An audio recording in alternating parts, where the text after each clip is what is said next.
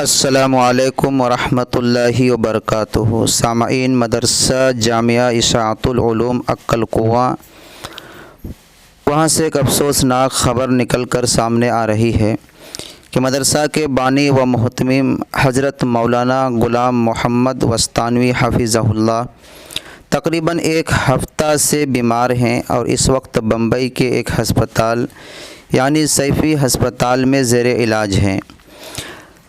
لہٰذا آپ سے درخواست ہے کہ آپ حضرت والا کے لیے دعا کریں کہ اللہ تبارک و تعالی حضرت والا کو جلد از جلد شفائے کاملہ عطا فرمائے۔